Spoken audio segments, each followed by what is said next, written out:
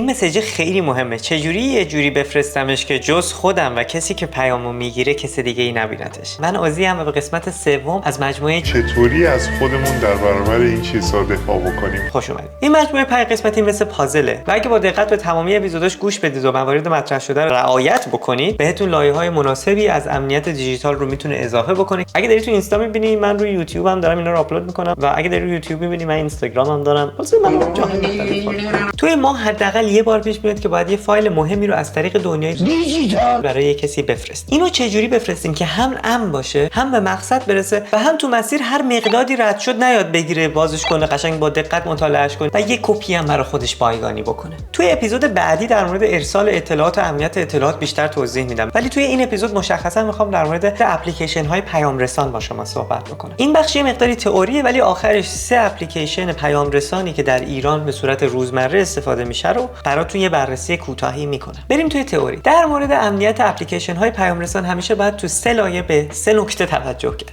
بحث اول، اگر شما دارید انتخاب میکنید که چه پیام رسانی رو استفاده بکنید، همیشه آپشن اولتون باید اون پیام رسانی باشه که به قولی اوپن سورسه، یعنی تمامی کدهاش برای دسترسی بر روی گیت هاب یا حالا هر پلتفرم دیگه‌ای در دسترس عموم قرار گرفته و عموم یک بار تونستن به این کدها نگاه بکنن و یک بررسی بکنن و بگن بله این برنامه‌ایه که میشه بهش از نظر امنیتی اعتماد کرد. پس اولویت همیشه با نرم افزارها و اپلیکیشن های اوپن سورسه یا اپلیکیشن ها و نرم افزارهایی که چک امنیتی خیلی قوی داشتن. و همین اول بگم نه، متا و گوگل چک امنیتی قوی محسوب نمیشن. اگر اینطور نبود فرضاً متا الان 1.3 بیلیون یورو توسط اتحادیه اروپا بابت نقض حریم خصوصی کاربراش جریمه نشده. ولی خب اصلا یک چند تا آپشن اوپن سورس توی موارد مختلف در دسترس هست و استفاده ازش چقدر راحته برای کاربرا. معمولاً اکثرا و حدوداً همیشه مواقع کاربرها آپشن اوپن سورس رو دارن استفاده نمیکنن. برای اینکه شما فرضاً توی پیام رسان‌ها بخواید از یک آپشن اوپن سورس استفاده بکنید، باید یه سری آدم دیگر رو هم راضی بکنید که بیان اون آپشن اوپن سورس استفاده بکنن. از طرف دیگه خیلی از افراد وقتی عادت میکنن به یه اپلیکیشنی تمایل دارن که با اون اپلیکیشن ادامه بدن و یا یاد گرفتن یه اپلیکیشن و روتین جدید خیلی سخت‌تره. پس با در نظر گرفتن همه اینها اگر خواستید آپشن غیر اوپن سورس استفاده بکنید، لایه دوم، ابتدا مطمئن شید که اپلیکیشن رو از جای درستی دانلود و نصب میکنید. جای درست کجاست؟ گوگل پلی، اپل استور و حالا وبسایت‌های خود اون سرویس دهنده. و فایل رو از جای نامعتبر دانلود نکنید. اگه این کارو بکنید یعنی در باز کردید برای مقداد جان، چای و شیرینی و همه چی هم تهیه کردید و با گونه‌ای که از قبل تهیه کردید و توش ایستادید منتظرید به در نگاه میکنه که مقداد جان بیاد شما رو با خودش ببره. جای نامعتبر کجاست؟ سیب اپ، بازار، هر بازار مارکت اپلیکیشن ایرانی. چرا؟ همه این اپ استورها اینها یک فایلی رو در اختیار شما قرار میدن برای دانلود اپلیکیشن ها. شما باید مطمئن باشید که اون فایل هایی که برای دانلود و آپدیت گذاشته میشن فایل معتبری ان، یعنی فایل کرک شده و فایلای بد افزاری توشون نباشه. به هیچ وجه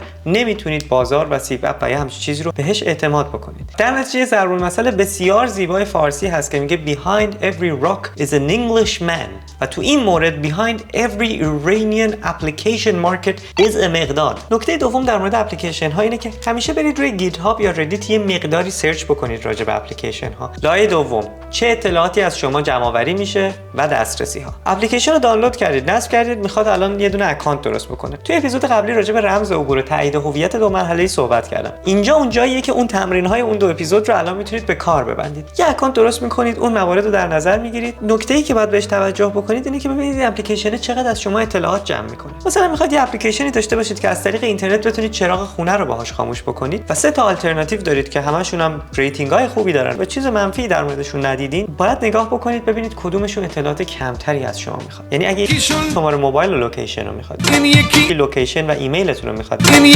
لوکیشن، ایمیل و پسوردتون رو میخواد، خب طبعا این آپشن سوم آپشن آخر باید باشه، چون شما باید تا جای ممکن سعی کنید کمترین میزان اطلاعات رو با شرکت ها به اشتراک بذارید. یه مثال با مزه از سروش بزنم. سروش اپلیکیشن سروش که اوایل اومده بود، همون اول که تا اپلیکیشن رو برای اولین بار باز می‌کردی دوربین جلو رو باز می‌کرد، سوسکی ازت یه عکسی می‌گرفت بدون اینکه یه چیزی بگه یه چیزی بگو. حالا این الان اگه اروپا بود داشتن ازش آینه عبرت می‌ساختن، ولی متاسفانه چون تو ایران بخش تامین برنامه میان برنامه‌های آمنه سادات ذبیح‌پور رو دارن پر می‌کنن، با حضور شما در پیژامه آبی سوراخی با بزرگتون که با کراوات می‌بستید. یک پروش صدام کرد. لایه سوم امنیت شبکه. جمهوری اسلامی زمانی خودش رو شرح کرد که تلگرام سرور سرورهاش رو بیاره توی ایران و حداقل سرورهای ترافیک ایرانش رو بیاره توی ایران. سرور چیه؟ برید اینجا خیلی خوب کامل و جامع توضیح دادم اگه حال و حوصله‌اش داری، ولی دو خطیشو بخوام بگم، هر چیزی که شما ارسال و دریافت میکنید روی اینترنت از طریق یه سری کابل داره میره و میاد. این کابلا کجا میره؟ میره توی کامپیوتر یه جایی، کامپیوتر یه شرکتی. یعنی اون استیکر این گل‌ها تقدیم به شمایی که عموی شما برای شما فرستاده در گروه خانوادگیتون، توی یه کامپیوتر یه جایی از اون شرکتی که این کوفتی رو، این استیکر کوفتی رو روش فرستادن ذخیره شده. یعنی پیامی که توی گروه هست و شما فورواردش میکنید توی یه کامپیوتری از اون شرکت ذخیره شده. حالا سرورها رو بیارن ایران یعنی چی؟ یعنی قاضی صلواتی اللهم صل علی محمد و آل محمد گوشی رو برمی‌داره یه تک میزنه به مقداد که شارژش کم نشه. مقداد جان گوشی رو برمی‌داره زنگ میزنه به حاجی. حاجی گوشی رو برمی‌داره میگه جانم. اونم میگه حاجی جونم شما زنگ زده بودی. میگه چی تنته؟ بعد یه مکالمه کوتاهی در مورد جون و چی تنته بهش میگه که کلید سرورها رو بردار، جنگی با زنبیل برو، یه کپی از تمامی مکالمات گروه خانوادگی اکبری و دوستان و آشنایان منهای باجناق‌ها تهیه کن برام بیار ببینیم به هم چی میگن. مقدادم سری میره شرکت اطلاعات رو یه کپی میگیره میاره، حالا تو راه خودش یکم میخونه میده صلواتی. اللهم صل علی محمد و آل محمد بدون اینکه کسی بفهمه. صلواتی هم اللهم صل علی محمد و آل محمد بعد مطالعه تمامی عکس‌ها و نکات و خواص زنجبیل کل خانواده رو به اقدام علیه امنیت ملی محکوم میکنه. اینجا چگونه زندگی میکنی؟ در نتیجه خیلی مهمه که بدونید اطلاعاتتون کجاست، رو چه بستری ذخیره میشه، تو چه بستری جابجا میشه و اون بستر و جای چقدر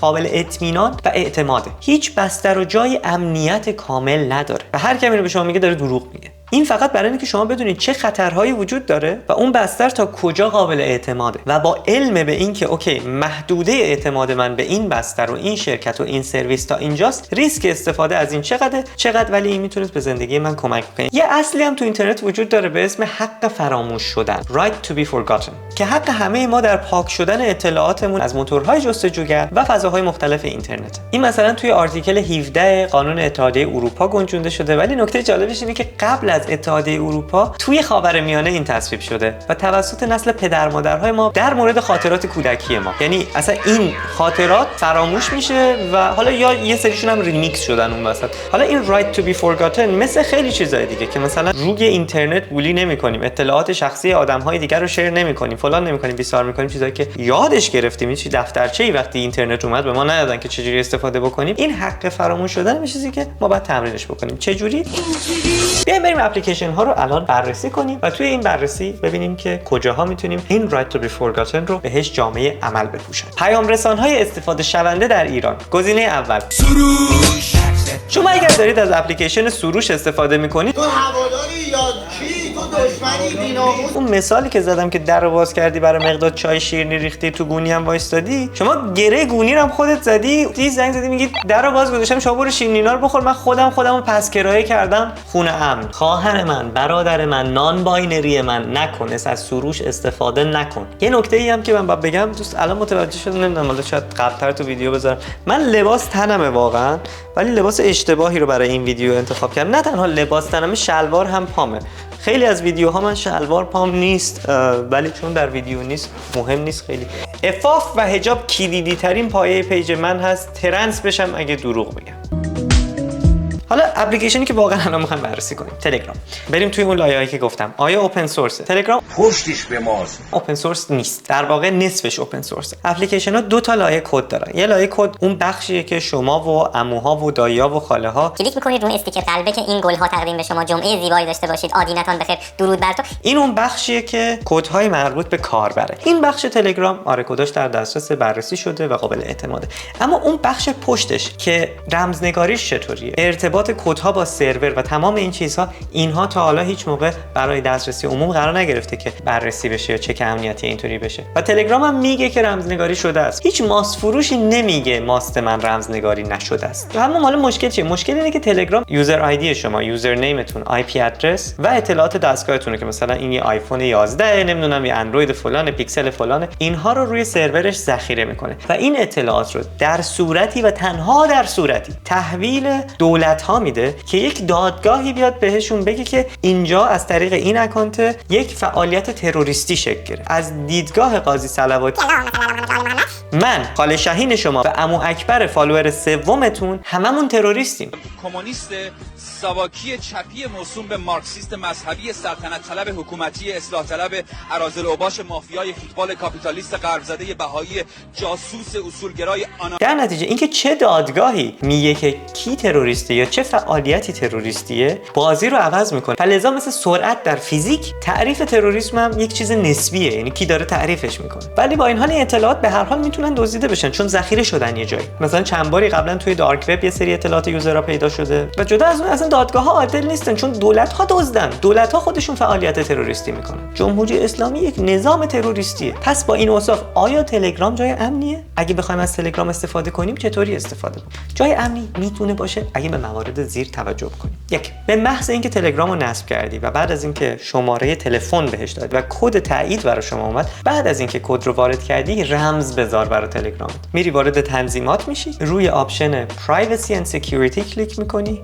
و بعد روی آپشن Passcode and Face ID کلیک میکنی. Face ID رو همیشه خاموش بذار که Face ID همون گره گونیه میمونه. اگه Face ID رو روشن باشه مقداد جان میتونه همون که باز کرد اینو چیز شما یه راه برای مقاومت برای خودت همیشه درست کنی. یه کوچولو مقاومت رو خودت هم انجام بده. چرا که اگه فیس آیدیت خاموش باشه و رمز تو رو نداشته باشن تو یک زمانی میخری که اگر یک کس دیگه ای که فرد امن تو هست بتونه با وارد کردن اون رمز وارد اکانتت بشه و اطلاعات مهم رو ذخیره کنه و اون چیزهای مهم رو دیلیت بکنه. راه در رو برای مقاومت رو برای خودت همیشه سعی کن اینطوری باز بذار. تو استپ وریفیکیشن رو بعد روشن می‌کنی. توی تلگرام متاسفانه تایید هویت دو مرحله‌ای فقط از طریق یک پسورد، یعنی یک رمز عبور باید درست کنی. این رمز عبور رو حتما یک جای امن ذخیره بکن.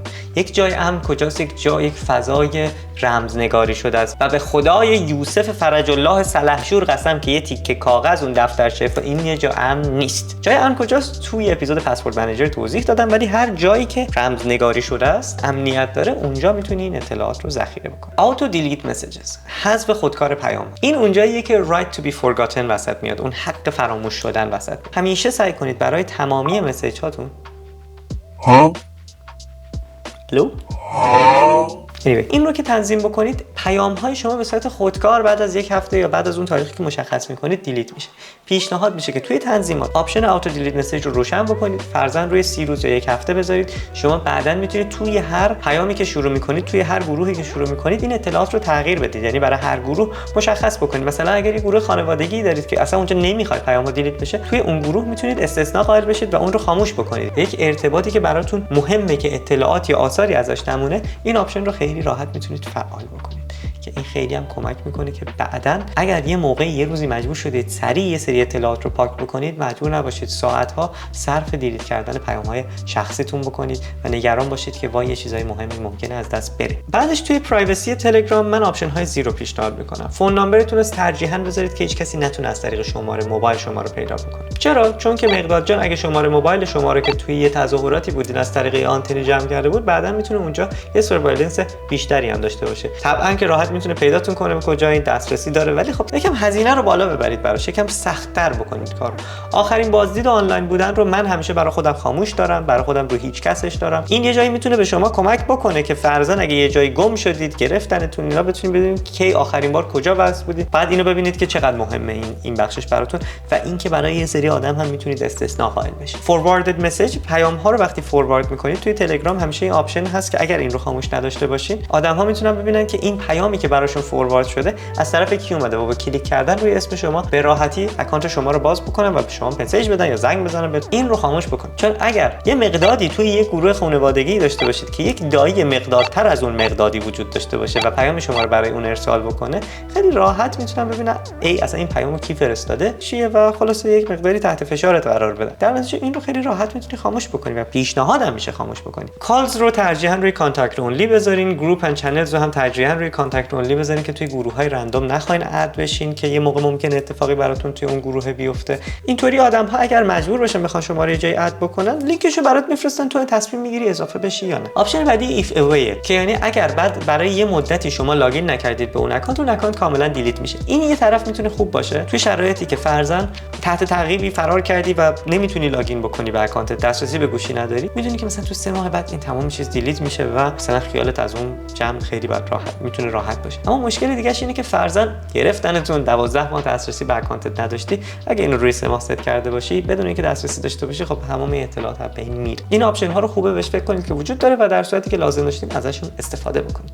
توی داده ها، ذخیره سازی ها و سایر، برای باز کردن لینک ها همیشه گوشیاتون به صورت معمول یا کروم باز میکنه اگه گوشی اندروید بیس داشته باشید. ترجیحاً براوزری هم که روی گوشی هاتون استفاده میکنید رو به بریو یا فایرفاکس، یک براوزری که قبلا سرچ کردیم کدوم امنه کدوم نیست، اینو قبلا توضیح داده بودم از کدوم استفاده بکنید، به این رجوع بکنید و این رو هم اونجا تغییر بدید. هر موقع یک لینک اینترنتی براتون میاد روش کلیک میکنید، نره دوباره توی سافاری، نره دوباره توی کروم بازش بکنه، بلکه بره اون براوزری که شما انتخاب کردید. در نهایت هم همیشه از توی تنظیمات به دیوایس ها سر بزنید، ببینید چند تا دیوایس همزمان به اکانتتون دسترسی داره. پیش میاد یه موقع میری یه کافه نتی میخوای یه دقیقه از تو تلگرامت چیزی دانلود کنی، اونجا لاگین میکنی، یادت میره لاگ اوت کنی و این سشنت اونجا روشن میمونه. ولی خب از اینجا از توی این نقطه میتونی ببینی کجا چه سشن روشنی داری و سشن ها رو همونجا ببندی از طریق این دسترسی. اینو همیشه بهش سر بزن که اگه یه موقع مقداری دماغشو کرد تو یادش رفت در پشت سرش ببنده و اثری مونده بود، همچنان تا جای ممکن بتونی از خودت دفاع بکنی. و اما برای داشتن اطمینان از امنیت 100%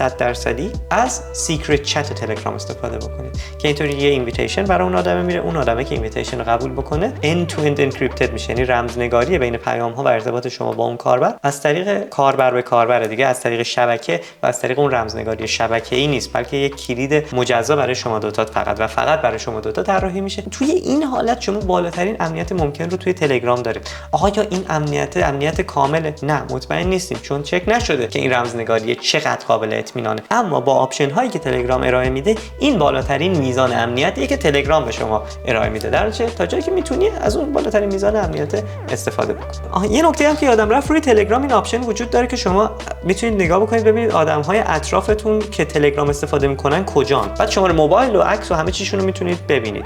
اینو حتما نگاه بکنید و توجه بکنید که این آپشن خاموش باشه، چون خیلی راحت شما فرض کن رفتین یه جایی، مقداد جان اومده اونجا داره رصد میکنه، حالا از طریق اون دیوایس هایی که آوردن اونجا و ماشینی که آوردن. حالا یه راه حل دیگه اش اینه که تلگرام یه دقیقه بزنه ببینه اطرافش کیان، اون موقع است که شما دیگه دهنت سرویسه. اینه که اینو حتما خاموشش کن. آپشن دوم، واتساپ. آیا واتساپ اوپن سورس؟ خیر، به معنای واقعی کلمه خیر. آیا واتساپ رمزنگاری شده است؟ میگه رمزنگاری شده است ولی دروغ میگی، به خدا دروغ میگی، به علی دروغ میگی عزیزم. ما تا کدها رو نبینیم نمیتونیم بگیم واقعیه یا کیکه. ولی مگه ما متا نیست؟ یعنی میگه به متا اعتماد نکنیم. ببین متا و بچه فامیل 8 سالتون که اکسپلوزیو دایریا گرفته، کونشون به یک اندازه گوهیه. نمیدونم چه جوری از این قشنگتر براتون توضیح بدم. مثلا به عنوان کاپ ان میتونیم از تاریخی صحبت کنیم که ایران اینترنت رو روی تمامی ایرانیان بست و همزمان به صورت خیلی عجیبی واتساپ تمامی پیش‌شماره‌های مثبت 98 که در واقع پیش‌شماره‌های ایران هستن رو، دسترسیشون رو به واتساپ برای چند روز بست، فارغ از اینکه تو ایران باشن، تو ترکیه باشن، تو کانادا باشن، تو آمریکا باشن، تو اروپا باشن. این یعنی چی؟ یعنی اینکه صلواتی اللهم صل علی محمد و آل محمد تلفن رو برداشته و زنگ زده به مارک زاکربرگ، گفته سلام مارک. صلواتی هم مارک گفته اللهم صل علی محمد و آل محمد. جونم، گفته که ما داریم آدم‌ها رو می‌کشیم،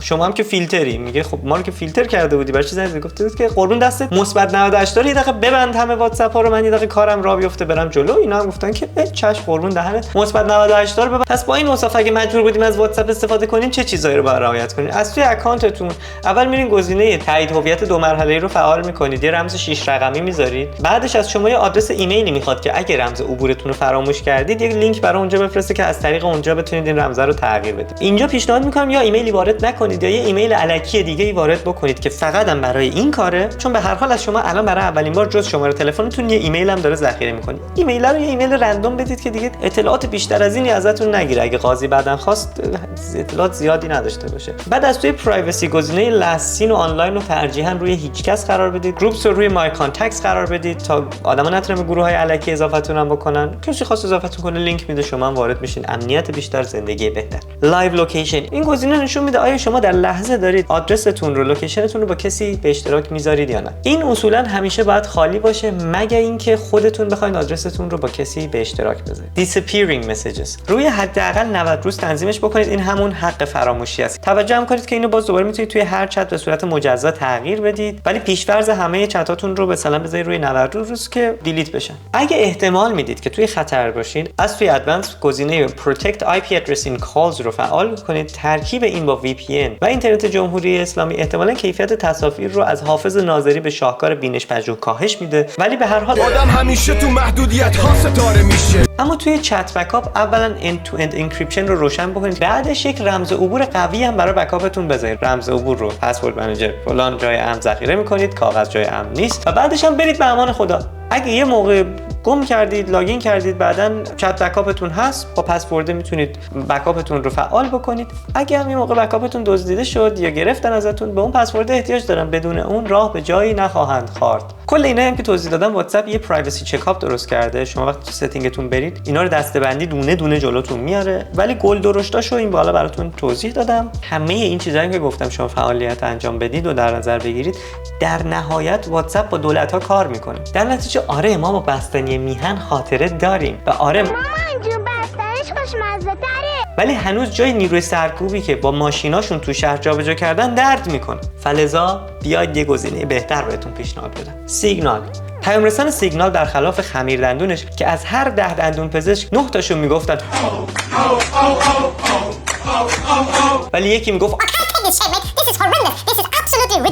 از هر 10 متخصص دیجیتال حداقل 12 تاشون به شما پیشنهاد میکنن به جای واتساپ یا تلگرام از سیگنال استفاده کنید. چرا؟ سیگنال اوپن سورسه.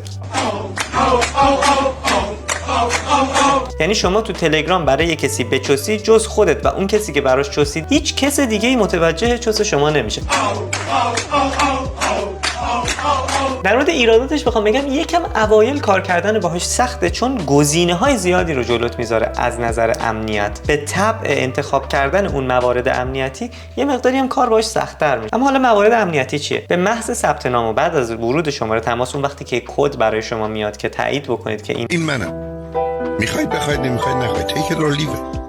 برای ورودتون یه پین بذارید. اینو اپلیکیشن خودش مستقیم به شما پیشنهاد میده. اگه به هر دلیل نشد، از توی تنظیمات، حساب کاربری، تغییر پین یا ست پین میتونید رمز چند رقمی تعیین بکنید. چرا؟ شما فرض کن مقداد جان توی مخابرات سیم کارت شما رو 5 دقیقه خاموش میکنه. یه سیم کارت از روی سیم کارت شما برای خودش کپی میکنه و از طریق اون سیم کارت روی سیگنال درخواست کد میده. سیگنال کد رو میفرسته، فکر میکنه داره برای سیم کارت شما میفرسته، اون کد رو میگیره، میزنه، میاد میره توی اکانت شما و یه چرخی برای خودش میزنه. البته که اپلیکیشن ها به شما گزارش دق الباب شدن میدن، ولی شما تا بیای به خودت بیای جا خیسه و بچه سیس. توی این حالت اما وقتی شما رمز گذاشته باشی، مقداد جان اس هم بگیره، کد رو بزنه، رمز شما رو لازم داره که برای که وارد تلگرام یا سیگنال یا هر چیز دیگه تو بشه.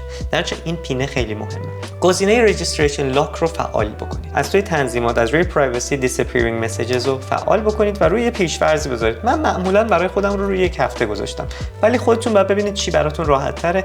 hide screen in app switches. شما دیدیم مثلا دارین توی اپ چیزی تایپ میکنید، بعد میخواید یه اپ رو عوض بکنید، برید یه جای دیگه، فرضاً مثلا از تو بانکتون میخواید برید توی اپلیکیشن دیگه‌ای که مثلا رمز درست میکنه برای بانکتون یا حالا هر چیز دیگه‌ای. وقتی میخواید سویچ کنی، خیلی از این اپلیکیشن‌ها تمامی محتوای اپلیکیشن رو میبینید. اما یه سری اپلیکیشن‌ها هستن که به این توجه میکنن که میگن وقتی داری بین اپلیکیشن‌ها عوض میکنی، نباید دیده بشه که چه دیتایی، چه اینفورمیشنی اونجا وجود داره. اینجا میتونید این رو خاموش بکنید که اطلاعات دیده نشه. اسکرین لاک رو هم روشن کنید و براش تایمر بذارید که اگه یه موقع گوشیتون رو باز کرده بودین، داشتین مسیجی میخوندین و بعد گوشیتون یه جای روشن مونده بود، بعد یه دقیقه خاموش بشه، لاک بشه. اینا معمولا گوشیتون روشن داره، ولی حالا توی اپلیکیشن هم باز برای خودش هم درست کرده. از توی ادوانس always relay calls رو میتونید بزنید. این آپشن رو ترجیحاً همیشه روشن بذارید. کیفیت رو میاره پایین، ولی در واقع آی پی مثل آدرس خونه میمونه. پس مهمه که از آی پی خودتون هم حفاظت بکنید. سیلد سندرها رو من همیشه خاموش میذارم که کسی نتونه استاک بکنه. همچنین تایپینگ ایندیکیتورز، رید ریسیپینتس رو من همیشه خاموش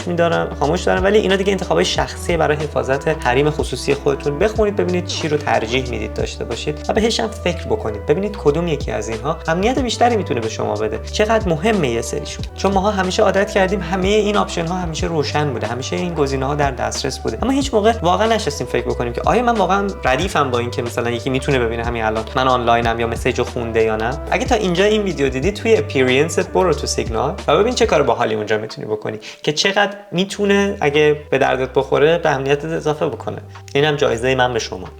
ایده برای این بوده امروز اپلیکیشن کلی رو یک نقد و بررسی ریزی داشته باشیم و اگه بخوایم امن استفادهشون کنیم چیکارشون باید بکنیم. پیشنهاد میکنم که گاهی این اپیزودا رو هی نگاه بکنید یا برای همدیگه بفرستید که یادآوری بشه براتون، ولی جون هفت جدتون برید خودتون هم سرچ بکنید، چون خیلی از این اطلاعات روزانه، هفتگی، ماهانه عوض میشه یا آپدیت جدیدی میاد و این لازمش اینه که شما خودتون رو سعی کنید به روز نگه دارید در مورد اینها. همین پروتکلایی که من الان بهتون گفتم، همین آپشنایی که وجود داره به خاطر حفره‌هایی که قبلا پیدا کردن و به وجود آورده بودن و پروتکل‌های امنیتی درست کردن که بتونن جلوی اون حفره‌ها رو بگیرن و طبعا در ماه‌های آینده حفره‌های جدیدی پیدا میشه و پروتکل‌های جدیدی میاد. منم سعی می‌کنم شما رو آپدیت نگه دارم، اما تا موقعی که من بیام ویدیو رو درست کنم به دست شما برسه شما برید نگاه کنید، ممکنه که خیلی اوقات دیر شده باشه. در نتیجه عادت بکنید و سعی کنید که خودتونم در مورد این چیزها سرچ بکنید. آیا چیزی رو اشتباه گفتم، چیزی جا افتاد، نکته‌ای بود نگفتم؟ چه اپلیکیشنی رو تو پیشنهاد می‌کنی؟ چه پیام رسانی رو تو پیشنهاد می‌کنی؟ اینا رو همه رو توی کامنت برام من بنویس. و نکته مهم‌ترم اینه که اینا تخصص من نیست. به خاطر اتفاقاتی که برام افتاده مجبور شدم یه دوره‌ای بشینم خیلی در مورد اینها بخونم و از آدم‌های متخصص اطلاعات بگیرم و اینا رو کنار هم بذارم. اگر تو هم اطلاعاتی داری و میتونی به اشتراک بذاری، این سیر تو کامنت‌ها بنویسی که